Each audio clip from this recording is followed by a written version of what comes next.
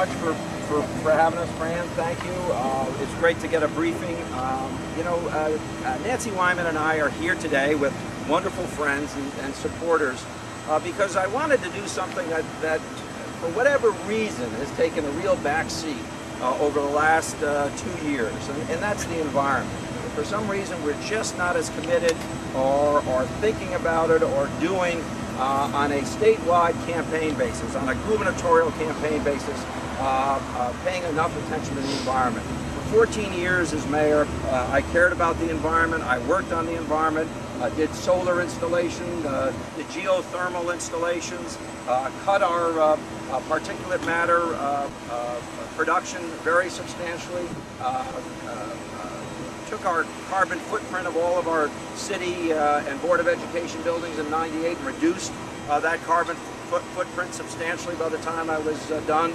Moved the city in the direction of being able to generate electricity with the dried effluent from our sewage treatment plant. Moved the city in the direction of going to fuel cell technology at the government center. Obviously, I'm not mayor anymore, and so this administration will decide whether to finish those projects or not. But I thought, and Nancy absolutely agreed with me, that we need to kind of refocus people's attention on the environment. What we're doing in Connecticut to improve Connecticut's environment, the nation's environment, and the world's environment. And so we continue the process of rolling out policy pieces. This is our 5th major policy piece since June 2nd. It is a comprehensive document that speaks both of what I've done in the past and that which I want to do, whether it's air or water, whether it's electric generation or other types of generation. We wanted to speak in specific terms about the future of the state of Connecticut. We're very proud to be doing that. A couple of things I want to point out. We did give everyone an executive summary, but we are pushing for advanced energy codes for new buildings, including requirements that new construction be electric vehicle ready. There is no doubt that electric vehicles are coming.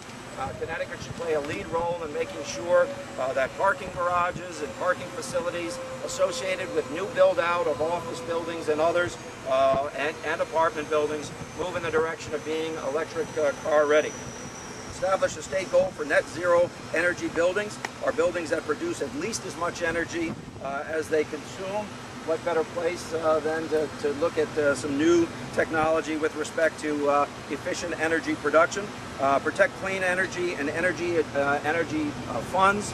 One of the things that I was most dismayed about, and I know there's always a discussion, or at least in the last couple of years, about monetizing assets to cover our operating deficits. But taking conservation money, I think, is the wrong direction. I know that the Democrats were forced, their hand was forced into this. The governor had built that into her proposed budget. I think it's wrong. I think it's a step backwards. It's a step that I'd like to undo as soon as that is practicable with respect to the state budget. On the transportation front, let's be honest, the largest pollution source in Connecticut is our over-reliance on gasoline. We need to clean up gasoline further. We need to work with our surrounding states to come up with higher standards with overall reduction of particulate by at least 10% in the next few years. We need to build a state-of-the-art transportation system. We need to stop thinking of our rail system in the same terms that it was thought of 150 years ago and start thinking of it as a subway system with different routing. We need to bring back rail lines that have been discontinued. We need to move in the direction of reinstallation of trolley systems. We need to look at the long-term installation of a light rail system tying portions of our small state together. On the clean water front, a lot of this document speaks about Long Island Sound, a body of water that I grew up plowing the waters in an old wooden lap street boat with my dad. Whether it was a Lyman or one of the other old lap streets, we'd be out there fishing.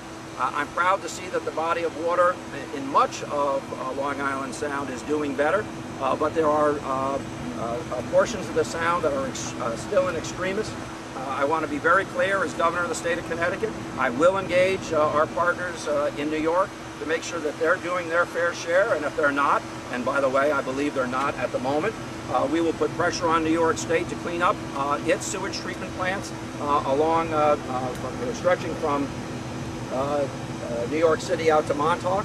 We're also going to rejuvenate the efforts within our own state to make sure that we modernize our sewage treatment plants. We're also going to look at other ways to have a positive impact, some of those low-cost ways, swells and others to capture water, cause the water to be drained by our own natural environment before it enters out into Long Island Sound.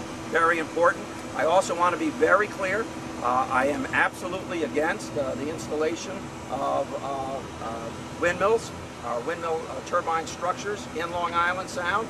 I know that Ned Lamont has said that he's open to that concept. I want you to understand I'm not. It's a relatively small, highly navigable waterway.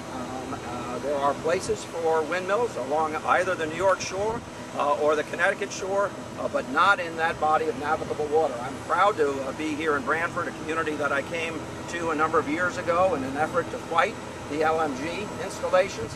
I believe that to the bed of the Long Island Sound, the building of these towers, as well as the danger that they would impose, is not worth the energy that would be generated by them, particularly when you can build those on adjoining land on either side of the Sound. Steadfast against the installation of windmills up and down Long Island Sound, even though I'm a guy who believes in windmill technology. Nancy and I were talking last night, talking about how we should be working with some of the old dump sites, some of the dairy farms, some of the older farms, even some of the state forests as possible locations as we map out our state for wind, not Long Island Sound. And a couple of other things I just want to touch upon.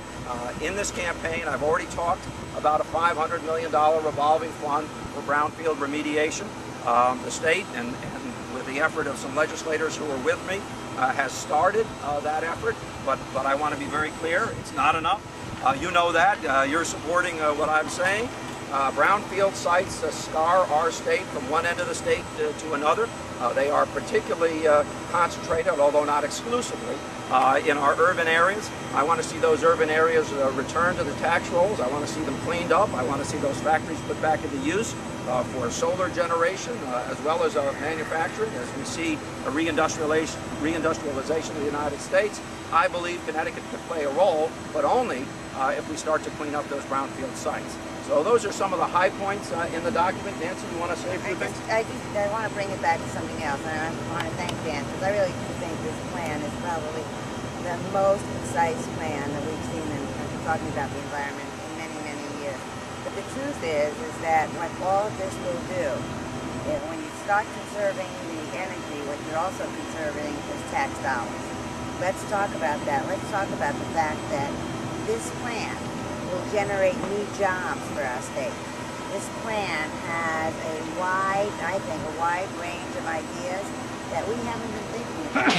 The fact is, I think we're also at the point now that we can go into the Department of Environmental Protection, look at which plans are working and which are not working, take some of those people that are already working on the plans that we really don't need now and put them into areas that really can conserve energy. Because when we look at conserving energy and we look at conserving efficiency, it conserves jobs and it will help our small businesses in the long run. I think Dan's plan comes back to what we've been saying all along, is that we have to look at everything in state government to making sure that we're doing it the most efficient way, and it is the best way both for local towns and cities and for our small businesses. And I want to thank you, Dan, for doing this again. Finally, I just want to say that as we rolled out these 5 plans since June 2nd, those of you who read them will note that they're all interconnected. There are parts on each one of the plans that speaks to another. For instance, I've previously spoken in another document about wanting to be a governor who leads the state's efficiency and electricity usage by 15%, an actual 15% reduction in the use of electricity. Obviously, a positive impact to the bottom line.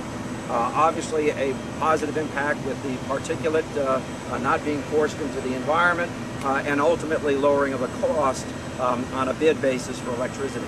So you see that jobs, environment, energy are all related, and we're very proud to be rolling these plans out, to be substantive, and to have them up on danmalloy.com. With that, I'd be happy to take a few questions. Dan, so you know, CCM says that for a long time the state hasn't done enough for clean water projects. Given the economic situation we stand to inherit, how much of a dent do you think you can make in the first term, given the fact that we've had a number of years where, according to the towns, the state hasn't put enough money into sewage treatment plant upgrades and the like? You know, I think there's a substantial opportunity. As you know, the country operates at a net deficit of clean water in the billions and billions of gallons. What we're seeing in the Congress, and where I want to be particularly active, is playing a role to make sure that all of the money for sewage treatment and clean water systems doesn't head out to the west. That we, in a very highly and densely populated state, can claim our share. I think there's a great opportunity, in other words, to go after that money, which will be coming down the road in Washington. It's fun to watch the debate in Washington, where Republicans are saying we can't spend any money except on projects that are going to go back to our state. Well, I'm going to be a governor who says, except if it's going to go to your state, it's got to come to ours.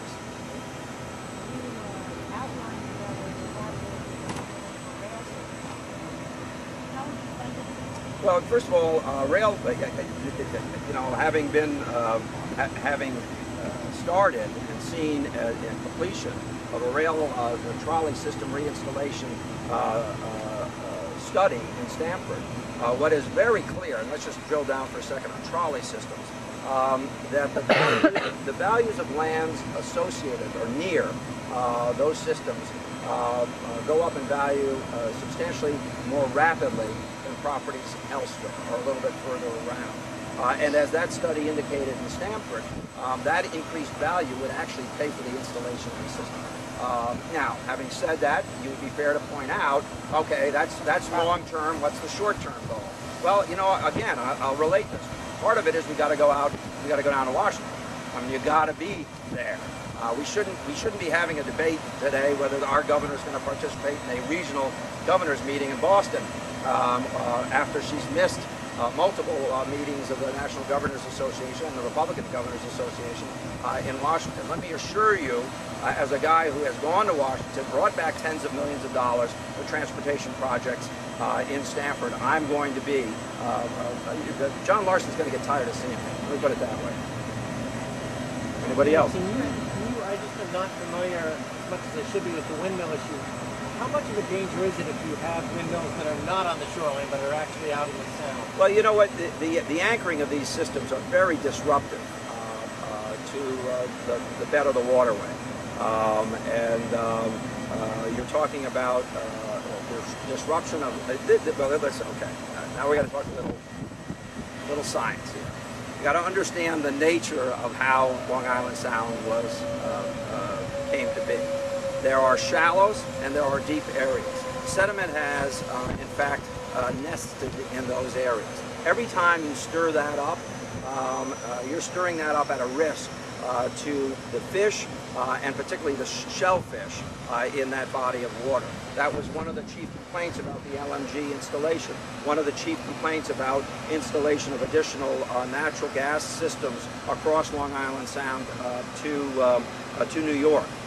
So every time you whip that stuff up, you're killing something.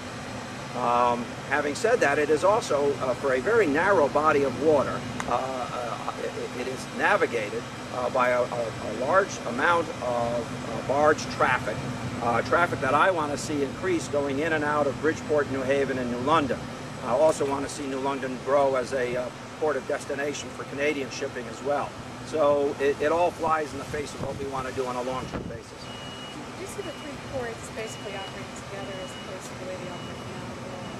They're all at different kinds of organizations. You know, every time you ask a question, it gets more complicated.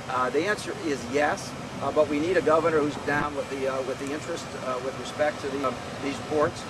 We have union contracts that are pretty tough coming out of the Port of Elizabeth, Port of New York, with respect to the loading and unloading, dedicated cost on barge traffic.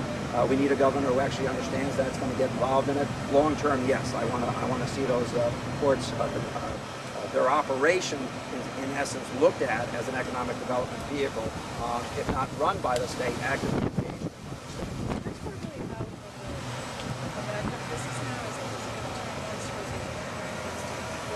Well, if you're talking about Steel Point, there's not a whole lot of industry left, and there's no real industry left in the Steel Point proposal. You do have the energy system on one side, and you have that rather large boat rebuilding facility on the other side. There's opportunity, in my opinion. There's opportunity, particularly if you bring rail linkage in, so that you offload to these ports. You then unload to a more robust rail system for delivery of those containers. I think it could be a go. And I've been a skeptic.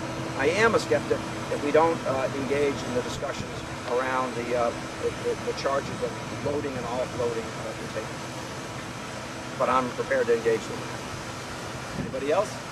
You have the document. I want to say to Unc, thank you very much for bringing me here to see this. Fran, thank you very much. To my two friends, thank you for these two ladies have been advocates on behalf of the environment. I mean, you're famous. On behalf of Connecticut's environment, along with Deb Heinrich, they were sponsors of important legislation that has passed. Deb wanted to be with us and couldn't. I want to thank you for what you're doing. I was at the budget address where the governor made this comment, which stuck in my head. Play off of Kermit Frog, and it's not easy being green. And she said, well, he had it wrong. It is easy being green. And then the next day, she released a budget document that cut green money from the budget. So it was only easy being green for a day. If I'm governor, it's going to be easy being green for 4 years in a row, and that's what Nancy and I want to bring to the state of Connecticut. Great to be with you, and thank you very much. Okay, and I wanted to